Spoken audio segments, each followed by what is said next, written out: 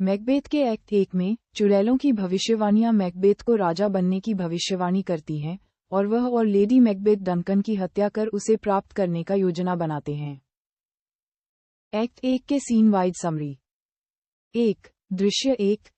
3 चुड़ैलें एक तूफान में एक खाली मैदान पर एकत्र होती हैं और भविष्यवाणियां करती हैं कि वे मैकबेथ और बैंको से मुलाकात करेगी। 2. दृश्य 2। एक घायल कप्तान राजा डंकन को बताता है कि मैकबेथ ने युद्ध में बहादुरी से लड़ाई लड़ी और फिरौती के भुगतान से पहले नॉर्वेजियन राजा के साथ शांति संधि की घोषणा करता है। 3. दृश्य 3। मैकबेथ और बैंको को चुड़ैलें मिलते हैं जो मैकबेथ को ग्लैमिस और कावडोर के थाने के रूप में संबोधित करते हैं और भविष्यवाणियां करते हैं कि वह राजा बनेगा और बैंको के बच्चे राजा बनेंगे। 4. दृश्य 4।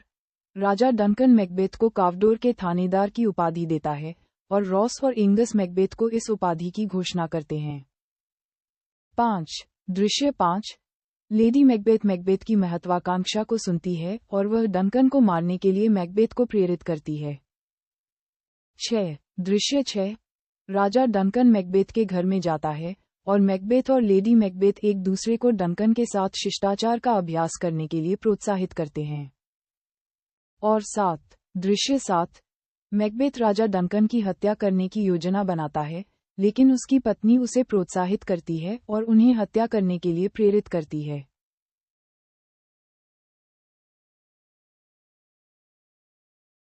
मैकबेथ के एक्ट 2 में मैकबेथ राजा डंकन की हत्या करता है, जिससे वह और लेडी मैकबेथ दोनों में अपराध और पछतावा होता है। राजा की हत्या के बाद उनके बेटों को संदेह होने पर वे भाग जाते हैं। फिर मैकबेथ सिंहासन पर चढ़ जाता है और बैंको को भी मरवा देता है, जिससे वह अपनी महत्वाकांक्षा से डरा हुआ रहता है। विस्तार से।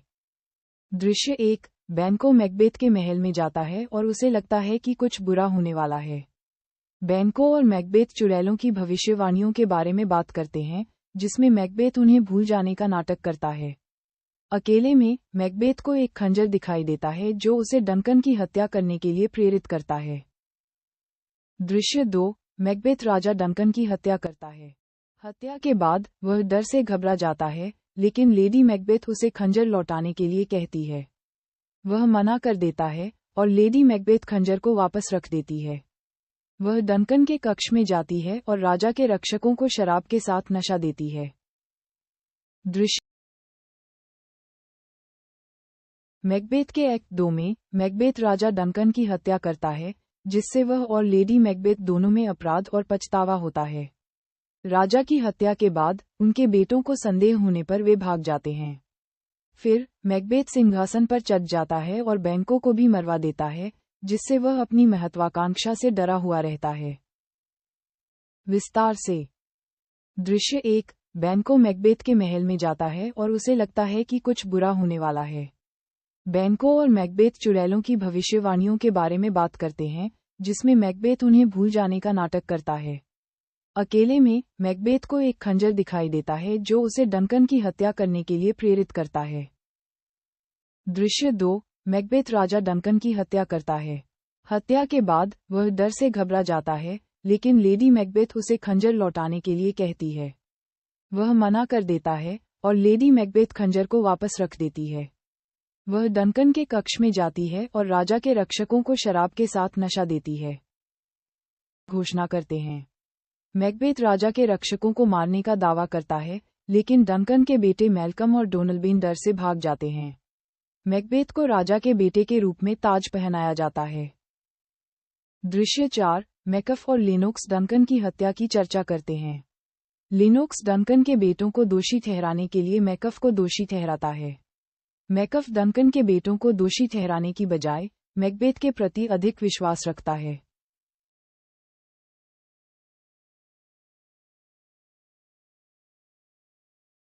मैकबेथ के अधिनियम 3 में मैकबेथ सिंहासन पर असुरक्षित महसूस करता है और वह बैंको और उसके बेटे फ्लेंस को मारने की योजना बनाता है, क्योंकि उसे भविष्यवाणी याद आती है कि बैंको के वंशज राजा बनेंगे। बैंको को मार दिया जाता है, लेकिन फ्लेंस बच निकलता है। बाद में मैकबेथ को बैंको का भूत दिखाई देता है, जिससे वह भयभीत और हिंसक हो जाता है।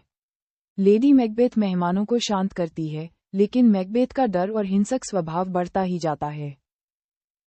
अधिनियम 3, दृश्य 1। मैकबेथ अपने सिंहासन पर असुरक्षित महसूस करता है क्योंकि उसे याद है कि चुड़ैलों ने भविष्यवाणी की थी कि बैंको के बच्चे राजा बनेंगे।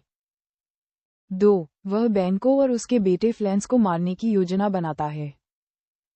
और 3. मैकबेथ अपने संदेह को लेडी मैकबेथ से छिपाता है और उसे राजा डंकन के हत्या के लिए दोषी ठहराने में सहायता करने के लिए मना करता है। अधिनियम 3, दृश्य 2। मैकबेथ लेडी मैकबेथ से अपने हाल के कृत्य के लिए माफी मांगता है और उसके लिए जिम्मेदार होना स्वीकार करता है। वह उन लोगों के प्रति अपनी चिंता व्यक्त करता है जिन्हें वह मारने के लिए कहता है और वह लेडी मैकबेथ को बताता है कि वे उस चीज पर विचार करते हैं जो उन्होंने पहले ही योजना बना ली है। अधिनियम 3, दृश्य 3। 3 हत्यारे बैंको को मारने के लिए जाते हैं और उसे मार देते हैं, लेकिन फ्लैंस भाग जाता है। हत्यारे मैकबेथ को बताते हैं कि फ्लैंस को मारना बहुत मुश्किल है और वह अभी भी जीवित है। अधिनियम 3, दृश्य 4। 1. मैकबेथ अपने राजा के रूप में एक भोज का आयोजन करता है और लेडी मैकबेथ को आमंत्रित करता है।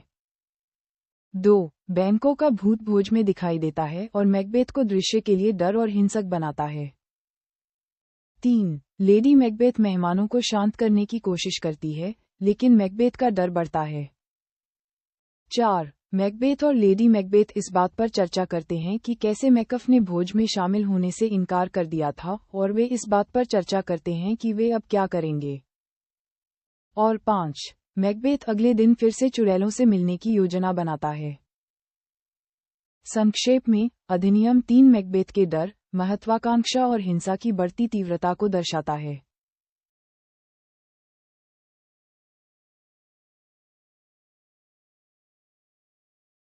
मैकबेथ के एक्ट 4 की समरी। मैकबेथ चुड़ैलों से परामर्श करके अपनी शक्ति को सुरक्षित करने की कोशिश करता है, लेकिन उन्हें ये पता चलता है कि मैकबेथ सुरक्षित है जब तक कि मैल्कम का अंग्रेजी सेना के साथ स्कॉटलैंड में प्रवेश नहीं हो जाता।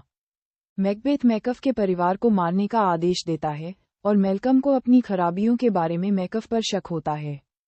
अंततः मैल्कम को स्कॉटलैंड का राजा घोषित किया जाता है।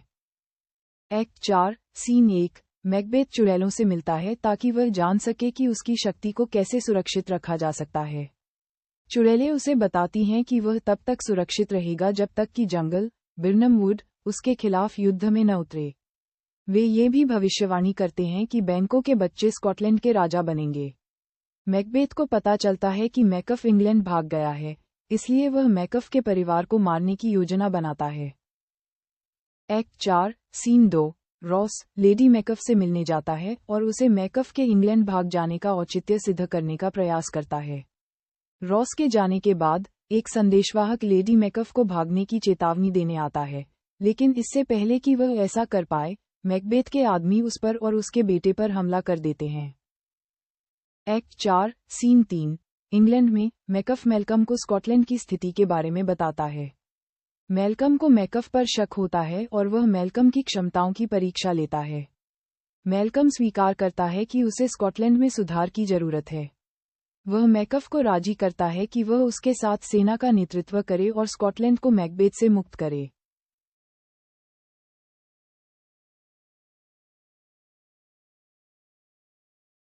मैकबेथ के एक्ट 5 की समरी में, मैकबेथ के डंसिन्नेन महल पर मैल्कम और उसकी सेना का घेराव होता है। लेडी मैकबेथ की मौत के बाद, मैकबेथ डटकर लड़ने का फैसला करता है। इस बीच, मैल्कम की सेना महल के पास पहुंचने के लिए बिर्नम वुड से शाखाएं काट रही है। मैकबेथ और मैकफ के बीच लड़ाई होती है, जिसमें मैकबेथ मारा जाता है और मैल्कम स्कॉटलैंड का राजा बनता है।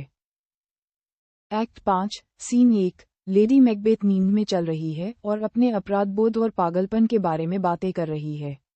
विकिपीडिया के अनुसार, यह नाटक के मुख्य विषयों में से एक है। Act 5, scene 2। मैल्कम की सेना डंजीनेन के महल की ओर बढ़ रही है।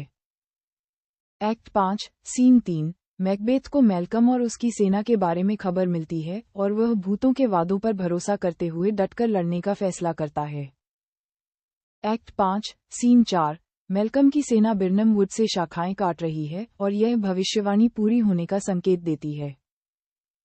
Act 5, scene 5। मैकबेथ को लेडी मैकबेथ की मौत की खबर मिलती है और वह शोक मनाता है। वह महल को छोड़ने और मैल्कम से लड़ने का दृढ़ निश्चय करता है। एक्ट 5, सीन 6, मैल्कम की सेना डंजीनेन के महल पर हमला करती है। एक्ट 5, सीन 7, मैकबेथ और मैकफ के बीच लड़ाई होती है। रॉयल शेक्सपियर कंपनी RSC के अनुसार मैकबेथ मारा जाता है।